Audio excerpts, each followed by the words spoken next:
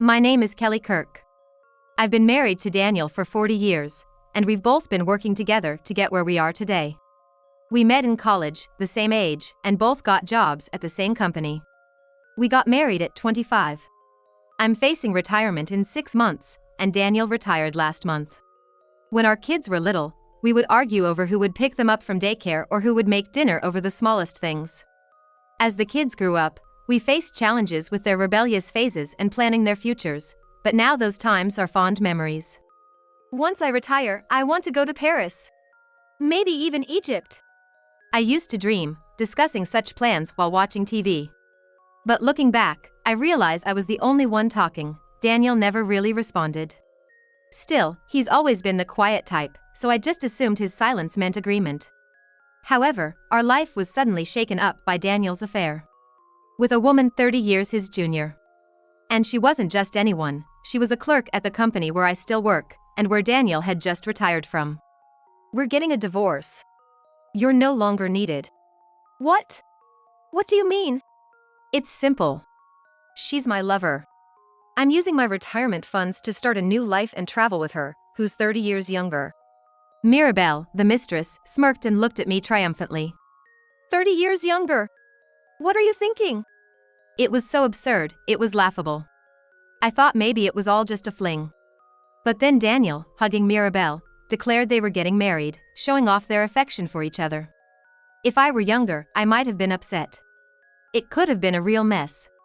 But at 65, we had become like air to each other. I neither felt jealous nor irritated by his mistake. So, how did it come to this? After all these years together, with not much time left in our lives, we could finally relax. Don't you think it's foolish? What are you talking about? Despite being 65, I'm in a grand romance. I can still experience love, unlike you. He said shamelessly. I prefer to be with someone young and vibrant like Mirabelle, not an old wife filled only with a sense of domestic life like you. I see. But how did it come to this? When did it start? I'd like to hear about this grand romance of yours. Oh, sure. It all started when Mirabelle was assigned to my department. The first time I saw her, she seemed to shine. I was amazed that such a wonderful person existed. Are you sure that's not just because of your floaters and photopsia? You should probably see an eye doctor. Ridiculous. You always say that. Just because I have floaters doesn't mean everything looks shiny to me. She was the only one who shone. So, you're talking in the past tense now. This was my brain telling me she's the one, a goddess. That's wonderful. Daniel has been bothered by floaters for years. Doing things like swatting at nothing in front of him or complaining about seeing specks of dust floating in his vision. No matter how much it's attributed to his condition, he's never satisfied. I think before declaring it a grand romance, he should have visited a doctor because of the shining vision. Our deep connection began 2 years ago at the New Year's party. Mirabelle got drunk, and I took care of her and escorted her back to her apartment. That's when a relationship started. So, you're saying you were a wolf in sheep's clothing? Daniel and I work in different departments. I had no idea he was involved in such affairs. He was often out late for work, claiming it was overtime or business entertainment, coming home in the early hours. In that situation, I couldn't just suspect him of cheating all the time. Plus, I could never imagine my unremarkable husband having an affair. So, all those late nights and weekend work. Were they all just affairs? Yeah, that's right. How bold of you to admit it so freely. You never cared how much I said I was working overtime. Well, of course. I wouldn't suspect my salesman husband of cheating just because he's working late or not coming home till morning. I guess I hid it well then. More like you were deceiving me. Well, whatever. I'm gonna marry Mirabelle. Is that so? Congratulations. So, you're going to use all your retirement funds for yourself? Yeah, that's right. You're retiring soon too, aren't you? You'll get your retirement funds, though I bet it'll be less than mine. We'll see about that.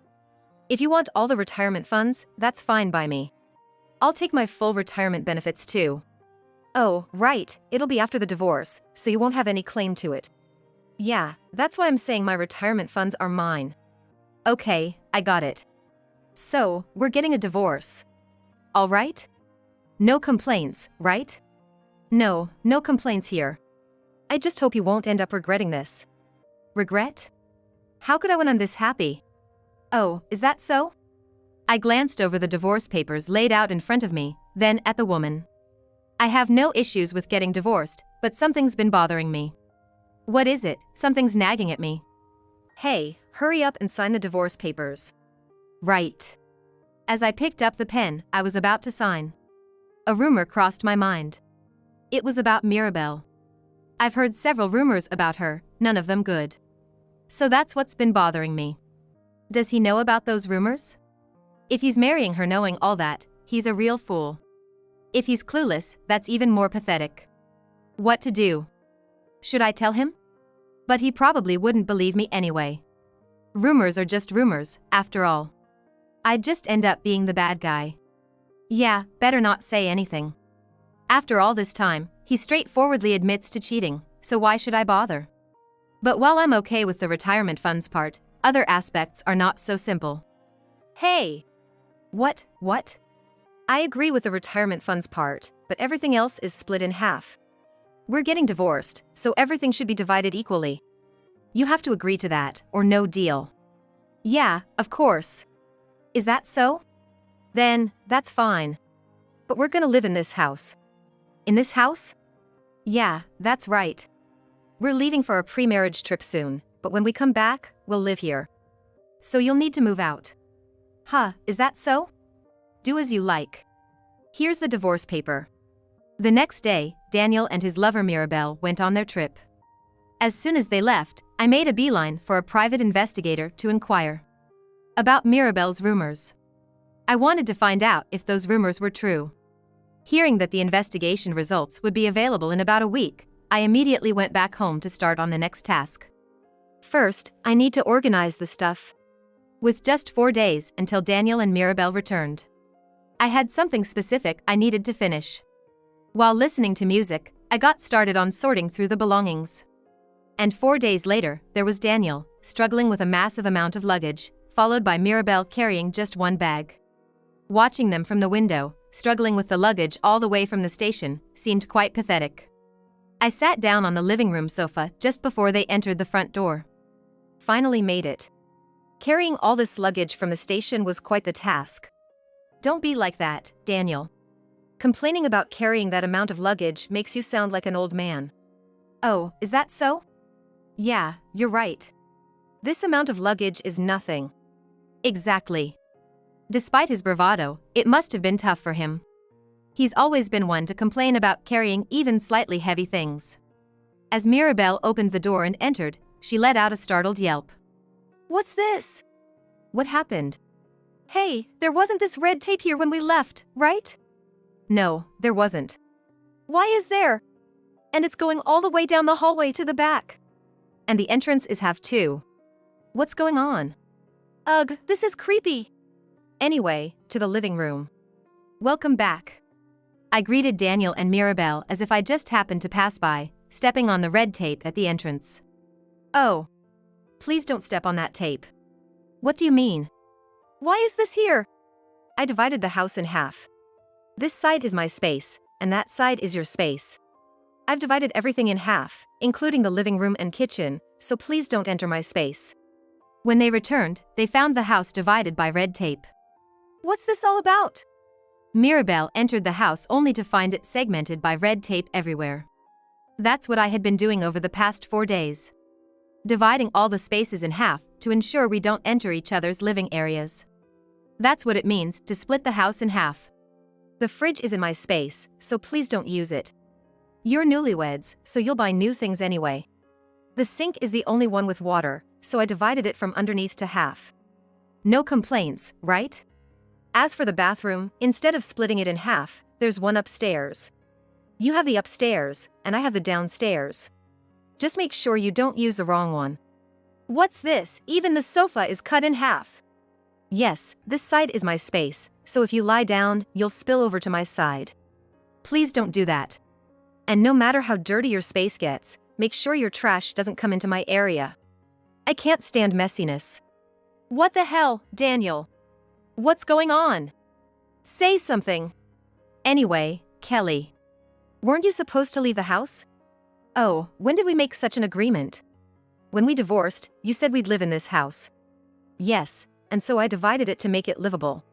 We're living here, so you were supposed to leave. I never agreed to that. You just said that on your own. I told you to do as you like.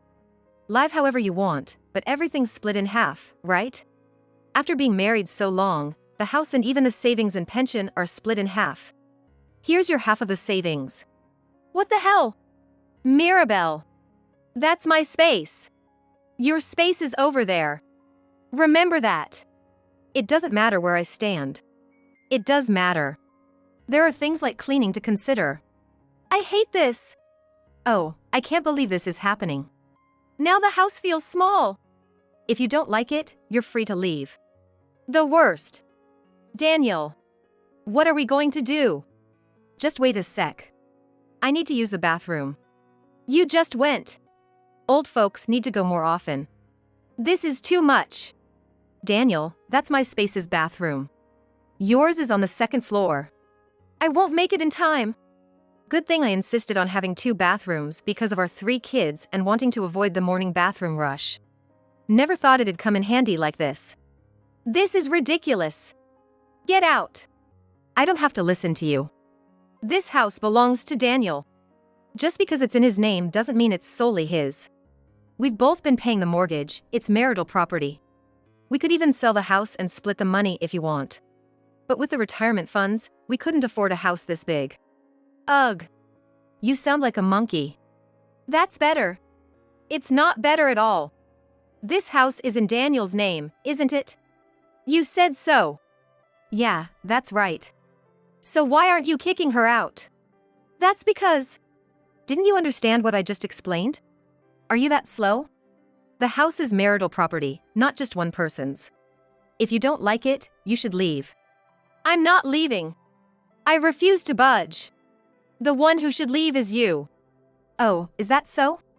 And about the rooms, there are 3 upstairs and 1 downstairs.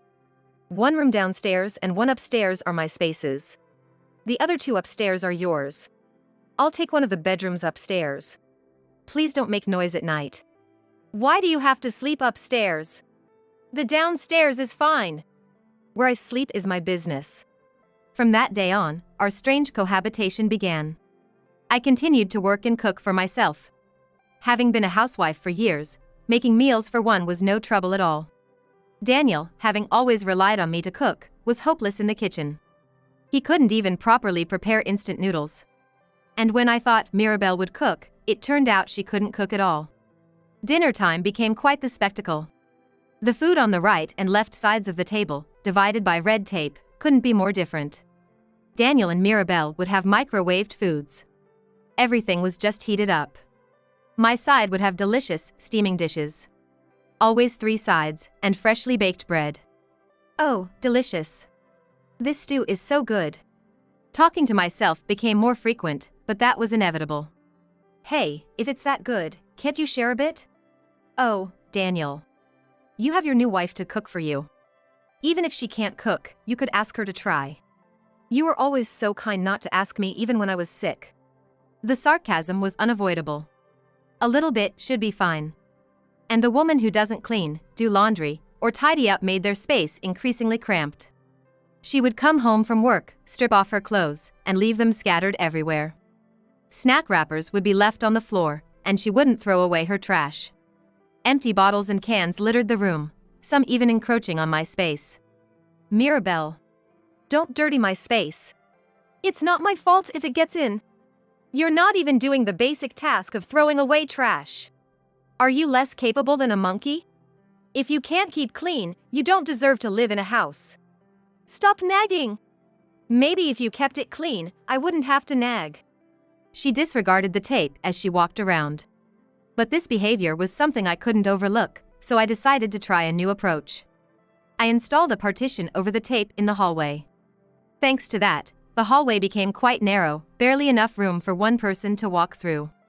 However, it also meant that my space no longer got dirty. My side always stayed clean, while Daniel's side was constantly messy. Unable to stand the mess, when Daniel complained to Mirabelle, her retorts came back tenfold. I'm working, you know. I come back from work, and there's Daniel, just loafing around at home. And then you tell me to clean up? Why don't you do it yourself? You're just a retired old man, it's the least you could do. Daniel seemed unable to reply to her machine gun-like response. Even though she claimed to be working, she spent her entire salary on herself, contributing nothing to the household expenses. Kelly, what do you think? About what? Mirabelle isn't contributing to the household expenses. That's a matter between you two. I'm not sure what you want me to say. But, can't something be done? You chose a woman 30 years younger as your wife, so you'll just have to deal with it. Did I make a mistake? I wouldn't know about that. After all, she was the love of your life, shining brightly to you. I couldn't help but laugh inwardly at Daniel. Then, one day, Mirabelle was nowhere to be found at the company. Being in a different department, I had no idea why she wasn't there. She should have been at work since she left the house in the morning. I casually asked the boss about it. Then, an unexpected answer came back. Oh, she resigned. Resigned? Yeah, don't know what happened exactly, but we got a sudden notice from the temp agency. It was only half a year left on her contract anyway, so we'll get someone else in for support. It's irresponsible, really. Her sudden resignation didn't cause any chaos at the office, and many colleagues seemed relieved, to be honest. While she was fast at her work, it was quite sloppy, leading to a quiet dissatisfaction floating around the department. The company was like that, but things were different for Daniel. When he came home, he was in a panic. Kelly, Mirabelle hasn't come home. Was she at the office? I can't get through to her no matter how much I try. She wasn't there. Is that so? What could have happened? She quit, that's what happened. She quit? Why? I don't know, the company didn't seem to know either, but you're her husband, shouldn't you know?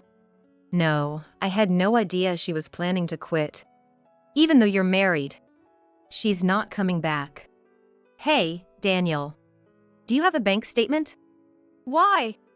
I was wondering if she might have taken it with her. That can't be. Daniel shouted but checked the drawer anyway. Indeed, the bank statement was there. See, the bank statement is right here. Daniel was relieved, but I snatched the bank statement and opened it to find a balance of $0. What's this? The balance is 0. It can't be. There was supposed to be $200,000 in this account. It was, but it's been withdrawn today.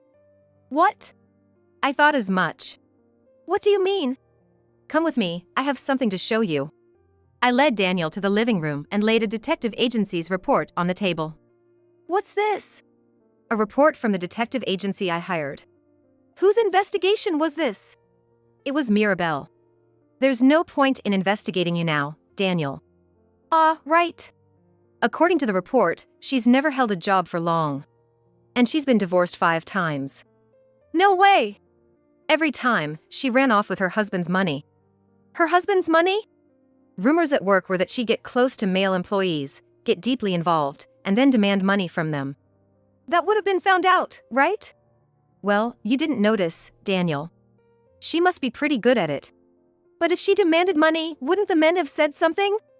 That's questionable. The company has a strict no-dating policy. If found out, you're fired. Seems like they just paid her off and broke up to avoid trouble. Then why did she marry me? It's absurd. Not really. It's quite clear, isn't it? You were nearing retirement after 40 years of service. Anyone could see the sizable retirement fund coming. Now that you mention it, she did seem quite interested in the company's policies.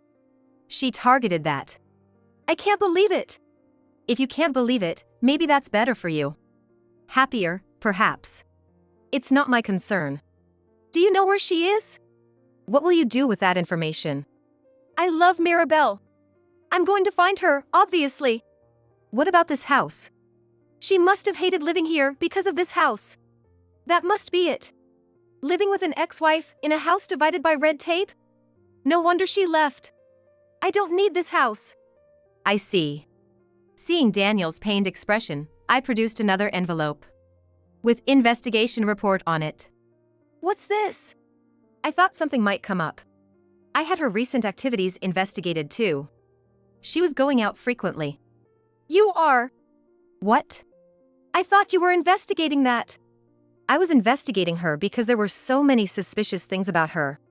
Plus, she seemed quite greedy when it came to money. You might not see it because you're in love, but I can see it clearly because I'm objective.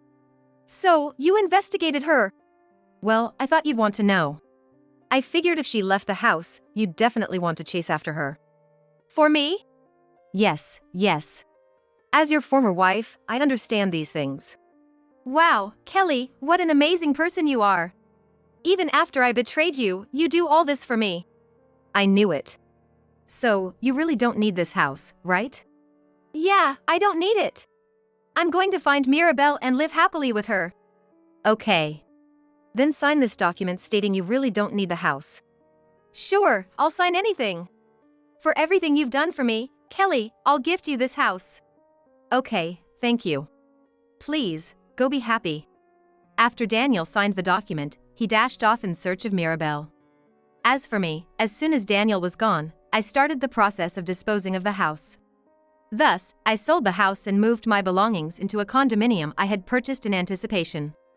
The reason I had purchased a condominium in advance was because I was certain Mirabelle would leave, and following that, Daniel would rush out of the house in pursuit of her. Furthermore, I had anticipated that he would believe Mirabelle left because of living in a house divided by red tape.